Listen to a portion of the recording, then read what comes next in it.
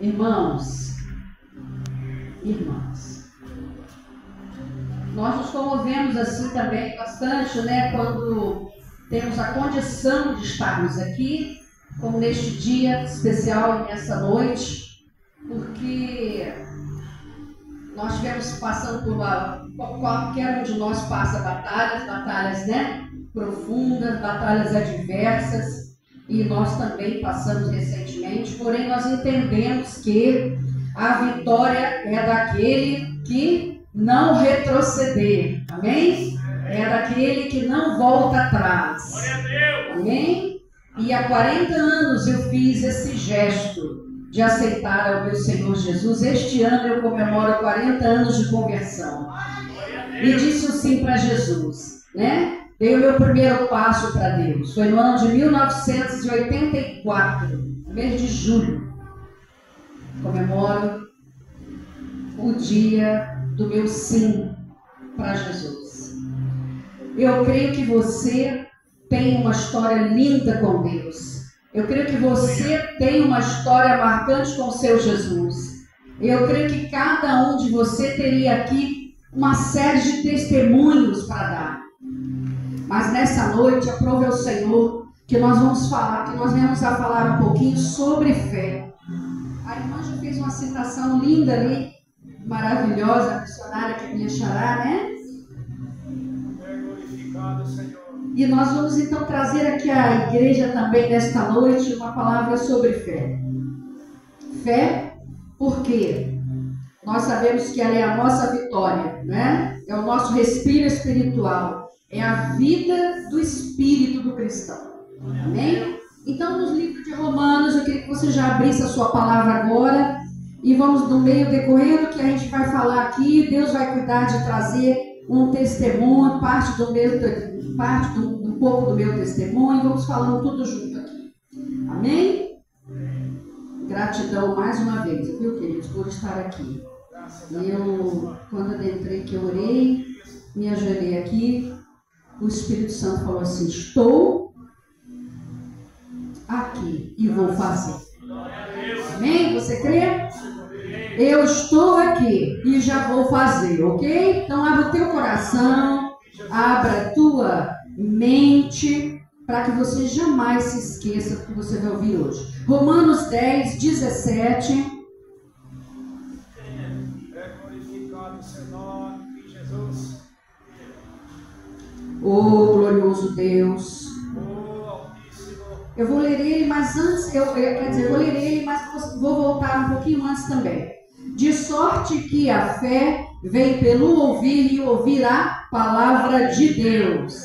Amém? Vamos começar um pouquinho de volta aqui no verso 12, para vocês verem que coisa linda que é esse pedaço de texto. Portanto, não há diferença entre judeu e grego, porque o mesmo é o Senhor de todos, rico para com todos os que o invocam, porque todo aquele que invocar o nome do Senhor será salvo. Como invocarão aquele em quem não creram? E como crerão naquele em quem não ouviram? E como ouvirão se não há quem pregue? E como pregarão se não forem enviados? Como está escrito, quão formosos os pés dos que anunciam o evangelho de paz, dos que trazem alegres novas de boas coisas. Mas nem todos têm obedecido ao evangelho, pois Isaías diz: Senhor, quem creu na nossa pregação? De sorte que a fé é pelo ouvir, novamente aqui, e o ouvir pela palavra de Deus. E no 18 eu fecho aqui para que você possa marcar. Mas digo, porventura não ouviram? Sim, por certo, pois por toda a terra saiu a voz deles, e as suas palavras até os confins do mundo. Amém? Então, queridos, os confins do mundo são aqui, onde vocês estão. Aonde nós estamos, vocês sabem disso? Praticamente nós estamos nos confins do mundo, na geografia e a localização da terra de Jerusalém, da terra de Israel. Nós somos os confins da terra, o Brasil, sul, sudeste, né? a nossa localização, amados. E eu quero que você se emocione quando você pode ouvir que um Deus tão maravilhoso, tão digno de toda a glória, de todo louvor e de toda honra, te amou tanto que fez com que Jesus chegasse até você. Fez com que Jesus chegasse até mim e até você. Não é verdade? Fez com que esse Jesus tão maravilhoso, que em morte de cruz, ele pôde dizer: eu te aceito, eu te recebo. Ele me chamou pelo teu nome, né? Foi o João, foi o Josafá, foi a Adriana, foi a Paula, foi a Vanessa, não importa. Ele diz: eu lhe amo, eu te amo, e aqui eu vim lhe resgatar. Amém, meus amados? Então você só tem que glorificar a esse Deus. Amados, nós que somos assim,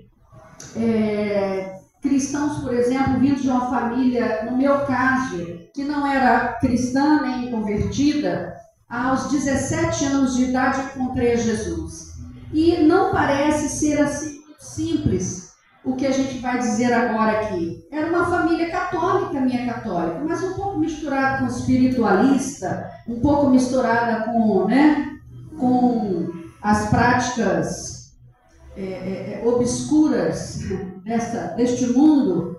E a minha fase de conversão foi uma fase de perseguição, uma fase de bastante dureza, para que eu pudesse encarar verdadeiramente a fé. Jesus me permitiu ser provada dentro da minha família, no meio da minha família, para que eu pudesse valorizar o quanto esse amor dele faria por mim e faz até o dia de hoje. A promessa da minha vida de santificação, né, de onde Jesus me tirou, a minha promessa de casamento, a minha promessa de família, a promessa de um ministério de casais, a promessa de que jamais eu poderia conviver ou viver o que os meus pais, por exemplo, viveram, porque os meus pais se separaram e eu tinha apenas 14 anos de idade. Mas com 10 anos de idade eu já me recordo que eles não dormiam mais na mesma cama dentro da minha casa. E aos 17 eu encontrei a Jesus. Uma jovem muito decepcionada com a vida, frustrada, uma jovem praticamente perdida. Eu só não estava morta espiritualmente, porque o Senhor já estava preparando para me resgatar. Eu já havia tido algumas crises, eu já havia abandonado a escola, eu havia passado por alguns problemas bem agravantes, e o Senhor Jesus usou então uma mulher que faleceu há 2 anos atrás, minha mãe na fé, chamava Helena. A mãe do meu esposo também era Helena. As 2 Helenas que foram muito marcantes na nossa vida, minha sogra. E Jesus trouxe aquela mulher simples, mas uma crente assim, tão brincalhona, tão extrovertida, tão gente boa, que na nossa rua ela era tão amiga de todos que as pessoas não discriminavam ela como uma cristã.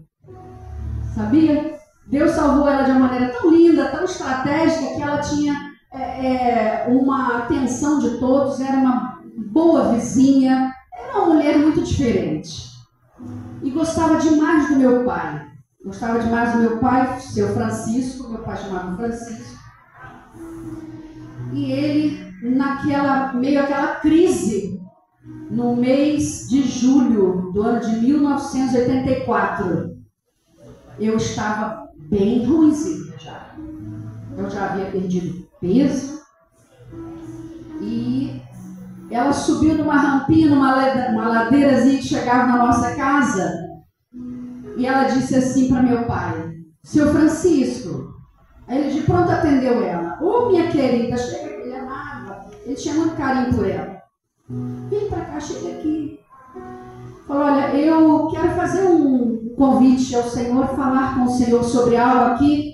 E eu tenho uma certeza que se o Senhor não me negar, Jesus fará uma obra na vida desta menina, desta jovem, que é a sua filha, que está sofrendo demais, está se abatendo, e o Senhor não sabe como mais vai fazer para ajudá-la, para curá-la, para melhorar a vida dela.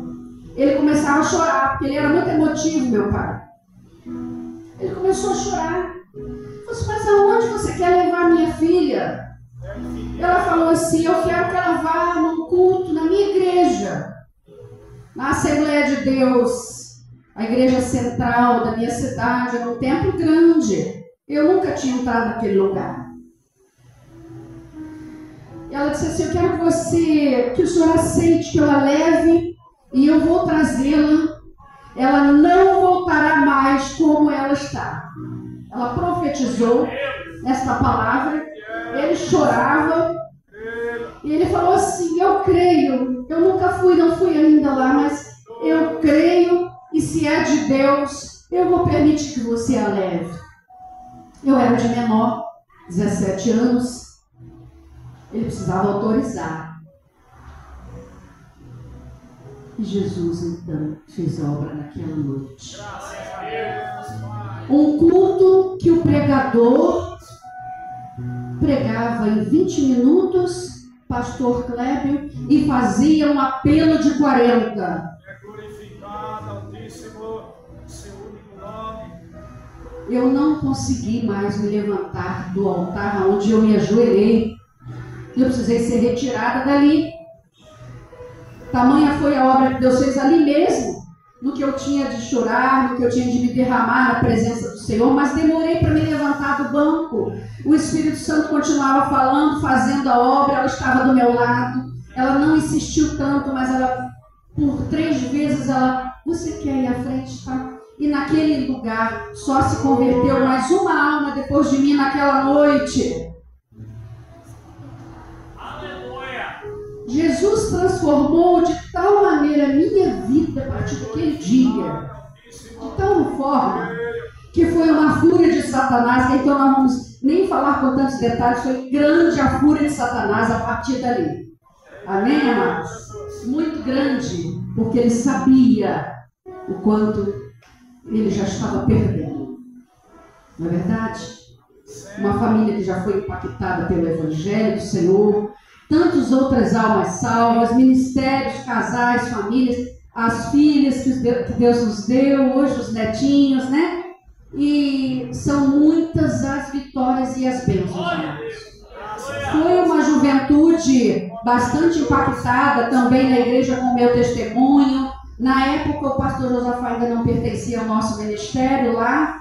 E ele foi fazer uma visita no acampamento de carnaval, meu primeiro retiro espiritual de jovem.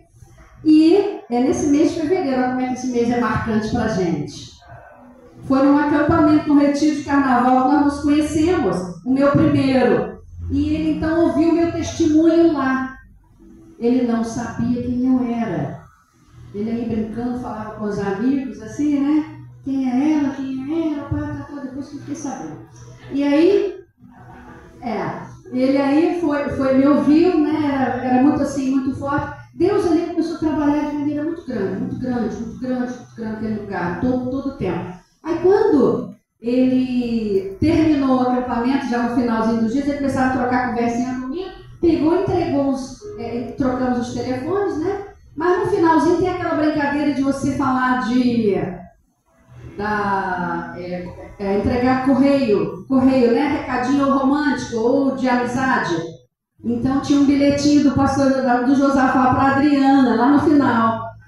Tem aqui um jovem que quer falar da Adriana que deu testemunho e tal. Aí tinha já um recadinho dele para mim, né, com carinho ali. Mas demoramos mais 4 meses para dizer o sim do namoro. Mas ele fez a parte dele. Não demorou a mandar a ligar, a fazer contato, mandar cartas do seminário, que ele estava no último ano do seminário. E mandava carta toda semana, amava escrever. Eu guardei todas as cartas. Tenho lá um livro, as cartas dele. E ali, Deus já havia confirmado ao coração dele que orava, tinha orado muito. Deus havia primeiro falado a ele que estava confirmado quem seria eu para ele. Depois Deus então confirmou meu coração. E demorou 4 meses, nós começamos o namoro, foi 1 ano e meio de namoro, noivado, e nos casamos no ano de 1987. Amém? Resumindo, tá, pastor? Senão vai ficar muito grande. Olha, amados, e de lá para cá é só glória e bastante luta. bastante prova, mas é muita glória, muito amor de Deus, muito milagre, muito perdão. Muito perdão. Irmãos, como eu precisei aprender a perdoar, como eu precisei lutar com a questão da ferida, da separação, de família, de problemas. Como nós precisamos aprender a perdoar para conviver em santidade neste mundo, para conviver como cristãos, porque a partir do momento que nós vamos falar de fé para vocês aqui hoje, e fé também, meus irmãos, é um estilo de vida. Fé é um estilo de vida. Porque onde você está, você é um cristão e você confessa a sua fé, você o adora, você prega, você não nega. É o estilo de vida. Ali vai uma crente, ali vai um cristão. Você é uma cristã, sim. Se eu sou uma jovem convertida na época, uma jovem de fé. Se eu me casei, sou uma jovem casada de fé. Se eu sou mãe, sou esposa, sou avó, sou uma mãe de fé. Não é verdade? Se sou uma profissional, se você é um profissional, você é um profissional de fé. É um homem ou mulher de fé. Um obreiro, um missionário, um pastor. Você vive a fé. Você precisa transmitir a fé. Você precisa dizer para as pessoas que quando você caminha, quando você enfrenta uma luta, quando você está passando um problema, não importa se é na dor, na doença, na decepção, não importa. Você tem esse Jesus maravilhoso. Você crê nesse Deus que abre portas. É diferente o seu caminhar, é diferente o seu trafegar, é diferente a sua estada na terra. E era diferente quando eu me sentei de volta na escola. Quando eu voltei a me sentar de volta na escola, foi um ano perdido de colégio que eu havia abandonado os estudos. Foi diferente quando eu sentei naquela sala de aula de volta. Foi diferente quando eu trafegava pela cidade. Diferente quando eu estava no meio da minha família. Era tudo diferente. Havia um estilo de vida marcante na minha casa, no meu lar. A minha vida estava transformada por uma fé maravilhosa, salvadora. Porém, eu via Satanás assim, performance em algumas pessoas. Ele se fazia de tamanha ira do diabo contra a vida de uma serva de Deus e de um servo de Deus. Amém? Queridos, no livro de 1 João, vamos dar continuidade aqui rapidamente. 1 João, capítulo 5.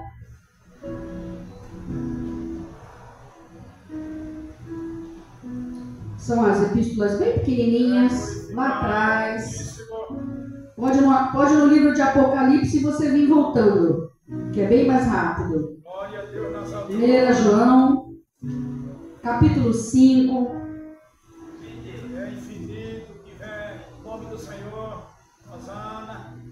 Verso 4, e diz assim: porque todo que é nascido de Deus vence o mundo, e esta é a vitória que vence o mundo, a nossa fé. Por quem é que vence o mundo, senão aquele que crê que Jesus é o Filho de Deus? Que fé é mais abalável, que fé é mais transbordante, que fé é mais marcante no mundo do que a fé em Jesus Cristo.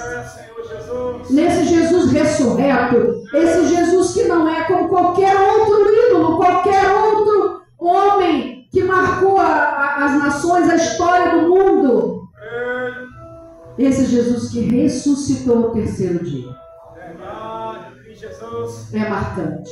Essa vitória que nós falamos hoje aqui, que essa é a vitória que vence o mundo, ela é a vitória que vence a incredulidade no meio da sua família, no meio da sua casa. Essa é a vitória que vence o medo, é a vitória que vence a onda de ceticismo e também a onda da apostasia que a igreja vem vivendo. Pastor, nós vamos falar de apostasia, estamos num culto dentro de uma igreja denominacional, Assembleia de Deus, né? Se originou de um ministério fortíssimo, que era a Assembleia de Deus, o Ministério Bom Retiro, né? Uma sede em São Paulo, com mais de 25 anos de história, de onde nós também viemos. Nós estamos dentro de uma igreja, vou falar de apostasia hoje aqui, sim. Daqui a pouco eu vou citar um pouquinho para você sobre o que significa onda de ceticismo, de apostasia que nós estamos vivendo. Já estamos vivendo. É, Senhor Jesus.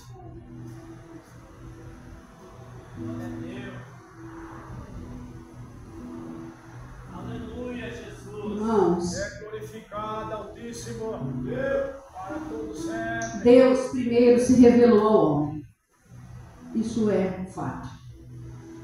Ele primeiro buscou o homem.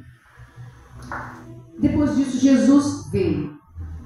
A confirmação de que você está em Cristo através da fé, ela se dá no ato de que você creu, você passa a buscar a Deus. Nós então já vamos ver isso lá no livro de Gênesis, na vida de Abel. Sim. Ele creu, passou a buscar a Deus, consultar a Deus, temer a Deus, receber as orientações, despertamento, direção para as decisões dele através da fé salvadora e transformadora. Todo que crê precisa saber que tem que estar buscando a Deus, orando a Deus, falando com Deus, alimentando a sua vida de fé também através da oração. Não somente a palavra é a palavra que nos vai enriquecer, mas verdadeiramente a oração faz muita diferença. Elias foi um grande exemplo daquele que consultou a Deus no momento de decisões mais importantes que ele havia necessidade de tomar. Um grande exemplo foi Elias. Correto? Quando nós falamos de você vencer no mundo, essa questão da apostasia, nós falamos também de você adquirir a vitória, abraçar a grande vitória que é a bênção geracional sobre a sua família e a sua casa. Quando nós falamos um pouquinho do Ministério de Casais, de família, nós entendemos, pastor Kleber, que nós precisávamos quebrar a maldição que estava sobre a minha vida na área de família. A maldição que estava sobre a minha vida na área de família. E além do milagre da salvação, quando eu me ajoelhava, Jesus dizia assim para mim: na sua vida você vai ver outra realidade sobre a questão de casamento. Você viverá outra vida na área conjugal. Não como não viveu seus pais. Como não poderia ter vivido algumas famílias nossas, familiares de próximos, parentes, primos, sobrinhos, cunhados, famílias que já haviam passado pelo divórcio, já haviam vivido o adultério, já haviam vivido tantas outras razões pelas quais os casamentos já haviam se desfeito. A prostituição na juventude. Assim já dizia meu esposo, uma família de mulheres muito bonitas, a minha família, no geral, assim todas, tanto da parte da minha mãe, da parte do meu pai. Descendência do meu pai são descendência da área de suíços. E da minha família, portuguesas. Muitas mulheres e primas muito bonitas. Então o que Satanás queria fazer? Destruí-las. Destruí-las. Como aos 17 anos ele me perdeu. Fui arrancada dos braços de Satanás, das unhas dele. Então o Senhor queria quebrar aquela maldição. Eu tinha entendido que eu estaria profetizando sobre a minha casa, minha família, meus filhos, minhas filhas, sobrinhos meus, pessoas que a partir daí nós abençoamos, oramos, celebramos o casamento deles, eles estão até hoje casados. Pastor, mas ninguém mais se separou, não teve? Sim, já ocorreu, infelizmente, algumas separações, aquelas percas no caminho. Mas são muitos, irmãos. Nós não podemos hoje nem contar o que Deus já fez através do Ministério de Famílias de Casais. Aonde nós temos pessoas hoje ministrando fora do país, sendo ministradores, receberam de nós esse despertamento. Não é de nós a unção é de Deus. A quebra de maldição é dos céus. Porque a palavra, porque foi Deus que instituiu o casamento, foi Deus que instituiu a vida conjugal, ela aprimorada, não perfeita, mas ela edificada, é uma vida regada ao amor, à paixão também, um pouco de paixão, mas ela regada ao temor de Deus. Então é desta forma que Deus havia de usar as nossas vidas. Muitos já devem ter ouvido falar que o seu dom, ele nasce na área onde você mais sofreu, né? Você é mais usado na área onde você, na verdade, mais sofreu. Aonde você vai ter uma grande transformação. É nesta área que você vai ser usado. Eu já não poderia dizer para vocês que aquela jovem com 17 anos que o Senhor Jesus me encontrou seria a mulher que eu sou hoje. Ou que eu fui durante esses anos. Porque Ele me encontrou despedaçada. O pastor Juliano fez uma citação aqui no domingo, linda. Senti que a vozinha dele até embargou. Porque ele fez a citação de ter chego aqui em Caraguá, ter se encontrado como eles se encontravam na época. Foi bonito. Eu acho que eu nem me lembro de ter ouvido ele falar tão profundamente sobre esse momento na vida deles. Mas a gente se encontrou naquele tempo. E eu sou grata a Deus pela vida de tantos casais daqui, e quanto Deus também nos usou para a cada dia estar juntinho da vida daquele casal. E quando ele falou ali que ele estava com os sonhos quebrados, eu imagino arrebentado. Mas um jovem cristão, uma jovem cristã tinham vindo da igreja, estavam aqui à busca de um novo trabalho e ministério. Mas a minha história, irmãos, veio de algo, de um poço tão fundo que parecia que não havia solução. E eu só não havia tentado o suicídio porque Jesus não permitiu e nem me embriagar das drogas. Porém, já estava pertíssimo de uma profunda depressão. E jamais eu poderia imaginar que Deus faria. Poderia calcular. É infinitamente altíssimo. Glorioso Deus. Deus de todos os espíritos. Creio, Senhor. Glória. Ó Espírito Santo, que Ele é tão fiel. Altíssimo. Tão fiel que a obra não terminou. A obra não terminou. No capítulo 11 do livro de Hebreus, amados, todos vocês sabem que é o capítulo da fé, não é verdade? Capítulo 11 do livro de Hebreus. Você pode deixar aberto já aí, que nós vamos já voltar a ele. Quem se lembra qual é o autor? Pastor Josafá, me fala, por favor, viu? Quem se lembra qual é o autor do livro aos Hebreus?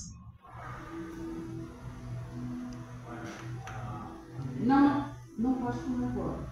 Você não. Quem se lembra qual é o autor do livro aos Hebreus?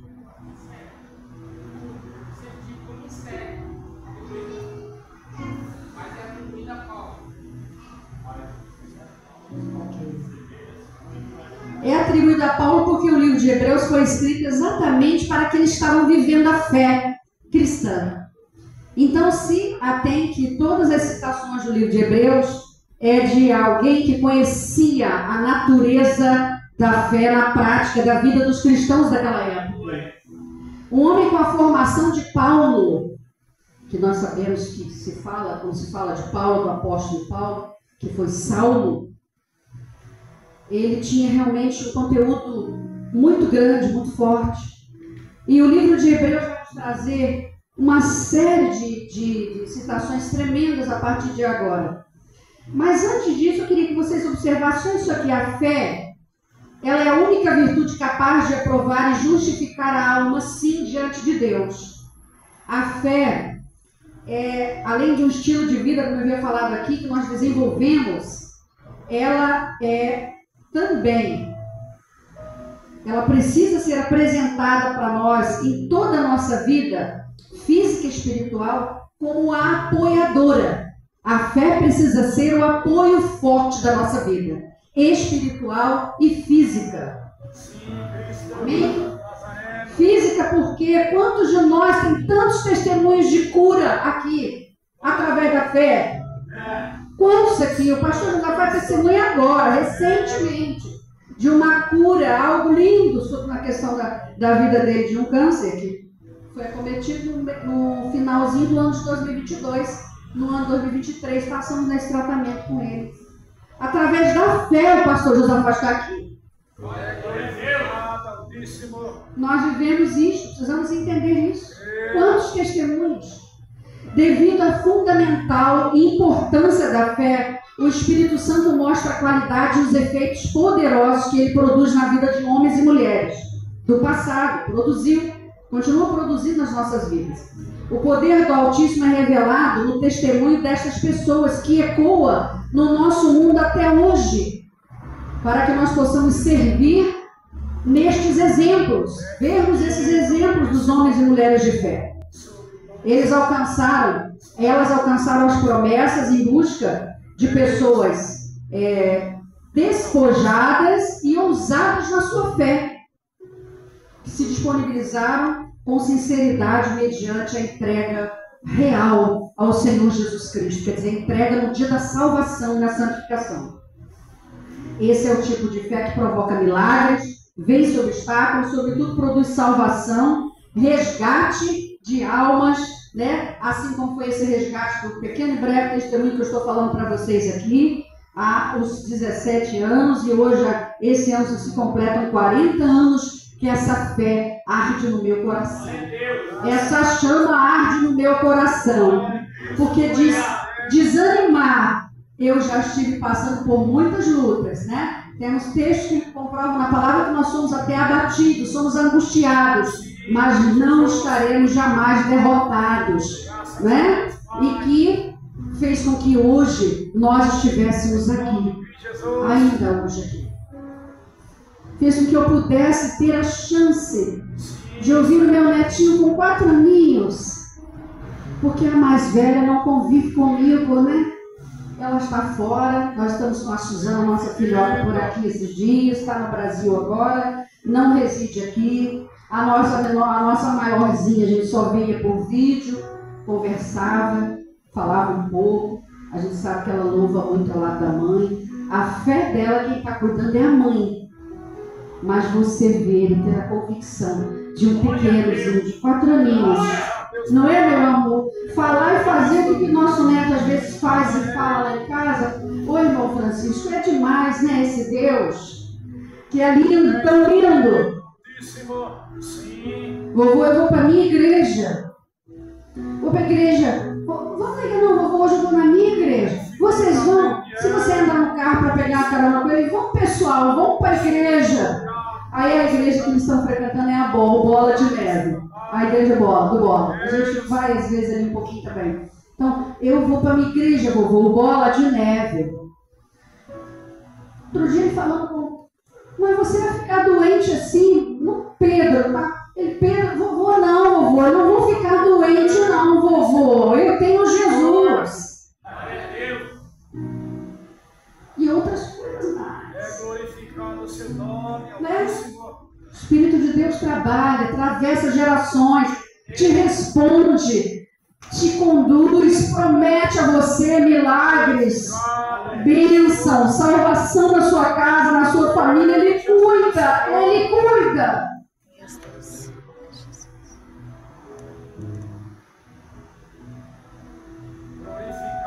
Quantas madrugadas nós passamos como mães, mulheres de Deus, mulheres de fé, orando. Quantas subidas no monte, não é? Orando, entregando ao Senhor. Ele recebe tudo isto com fé, com convicção no seu coração.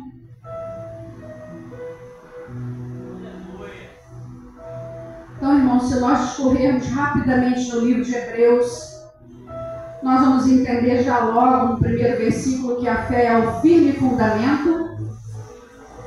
Vou pedir para o irmão Francisco aqui completar o versículo para mim. A fé é o firme fundamento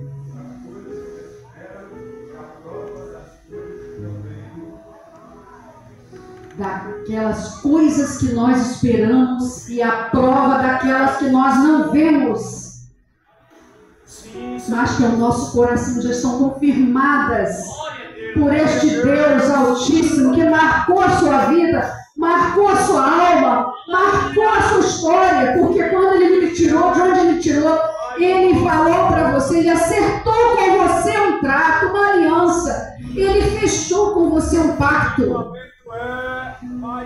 Eu farei, eu serei, eu transformarei, eu salvarei, eu cuidarei. Aleluia! É infinitamente Deus. Ele é o firme fundamento aonde a nossa vida está pautada. Irmãos, nós não podemos imaginar mais estarmos debaixo deste mundo, do peso da desobediência deste mundo, do peso da condenação deste mundo.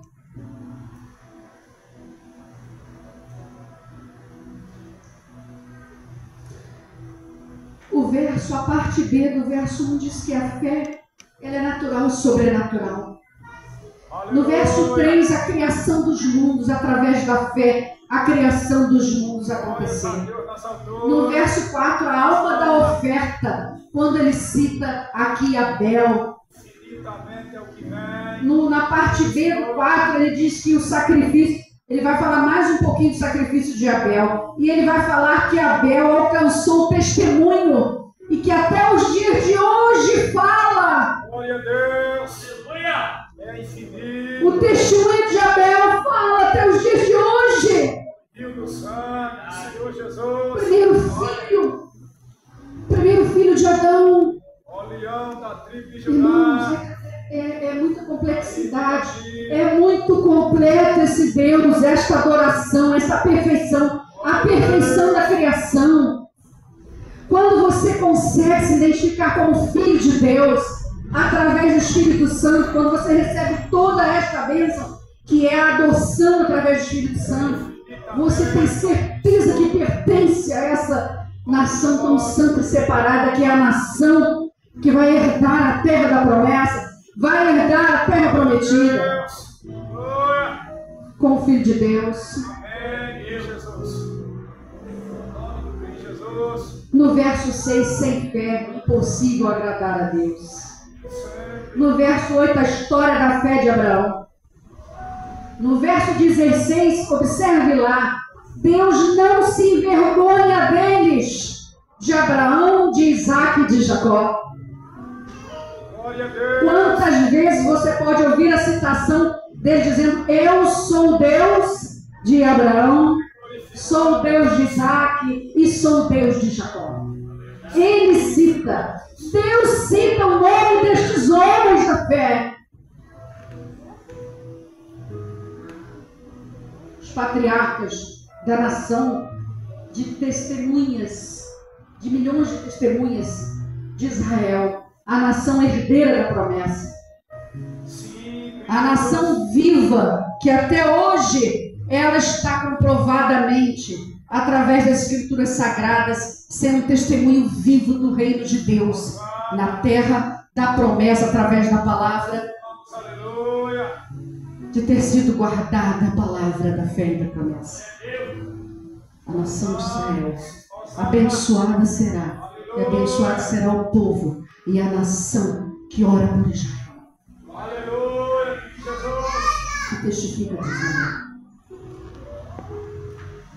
Agora, para a gente terminar, amados, e dizer que nós vamos estar orando por você, pela sua família, sua casa ainda agora. Eu queria só falar um pouquinho sobre o que significa ceticismo e apostasia.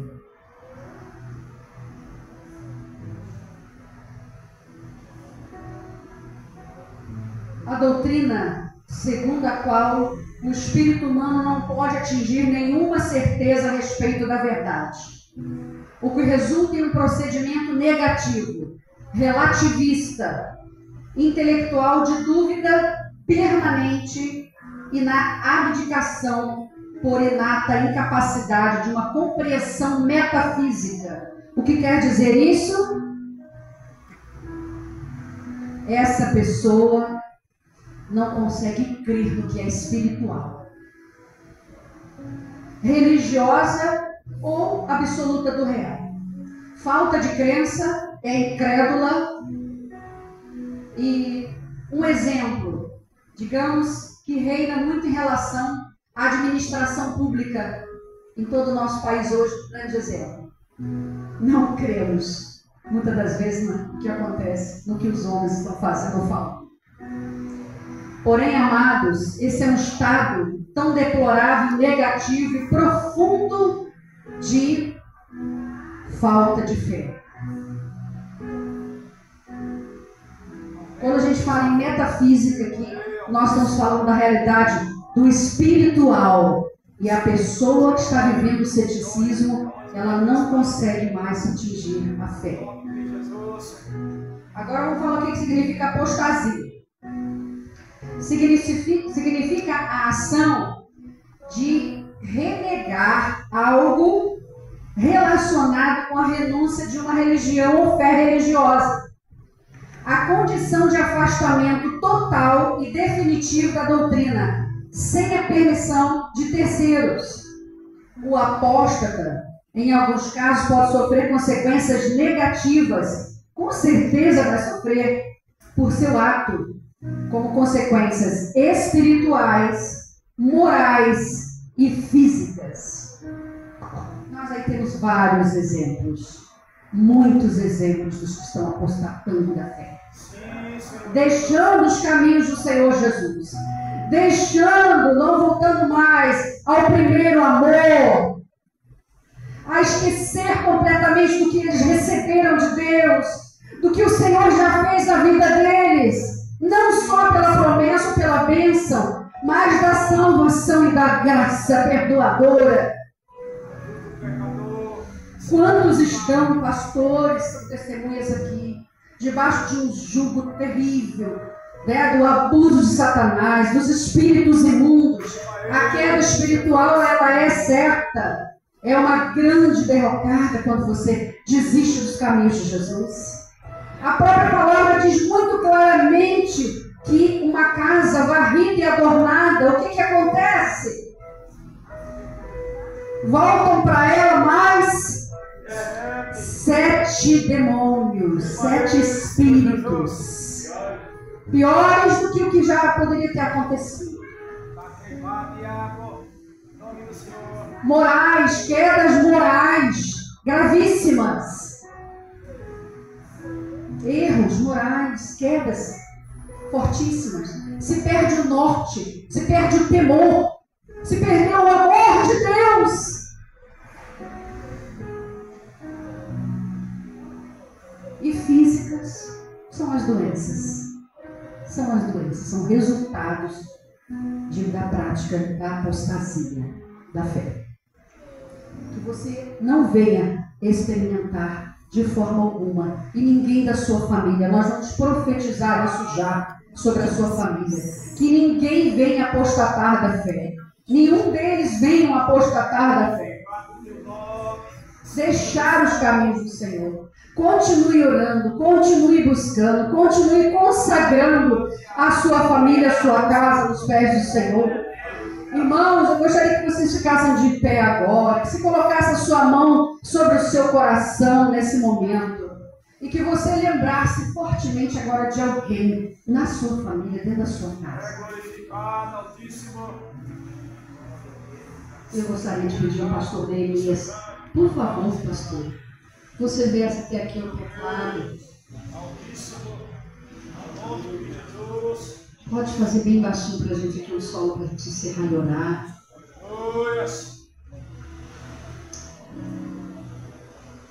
Eu creio. Glória a Deus nessa altura. Irmãos, como é forte, como é importante você ter a certeza de que ao você se ajoelhar, não importa o estado que você esteja, não importa a condição que você esteja, não importa. Quando você se ajoelha, você confessa e você fica certo de que Ele já está agindo de uma maneira poderosa sobre a sua causa. Antes mesmo de você pedir, o Senhor já sabe do que você precisa. Ele só quer a sua confissão, Ele só quer a sua declaração. Ele deseja te ouvir, Ele deseja que você confie nele. Confesse a Ele: Cristo, eu tenho fé, eu creio, Senhor, eu sei que Tu podes, porque Tu és maravilhoso, digno da nossa adoração, completamente.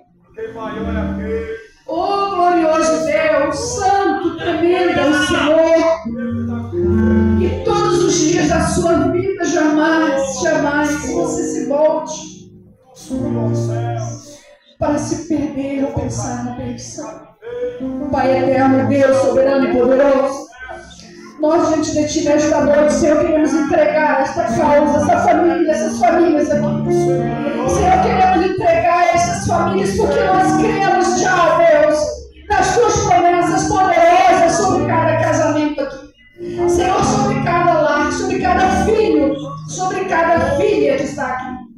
Pai, representada pelos Teus que estão com sua mão sobre o seu coração.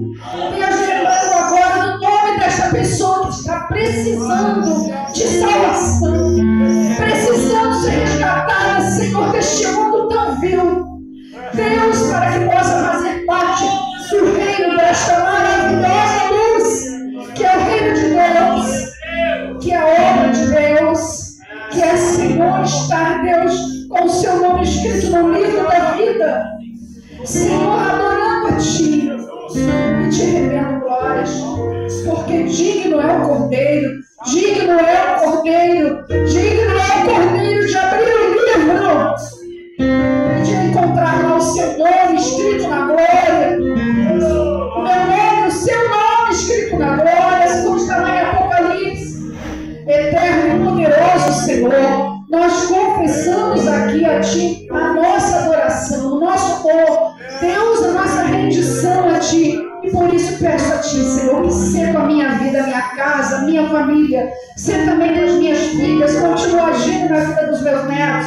Deus, você está vindo do pastor Josafá, você está vindo aqui do pastor Cleber, a sua família, a sua esposa. Deus, a vida dos pastores, líderes aqui em geral, as missionárias, as irmãs, obreiras do Senhor. Pai, em nome do Senhor Jesus, nós confiamos e entregamos, ó Pai, em nome de Jesus, cada causa aqui, tão secreta, tão íntima, Senhor, que Tu conheces cada uma delas.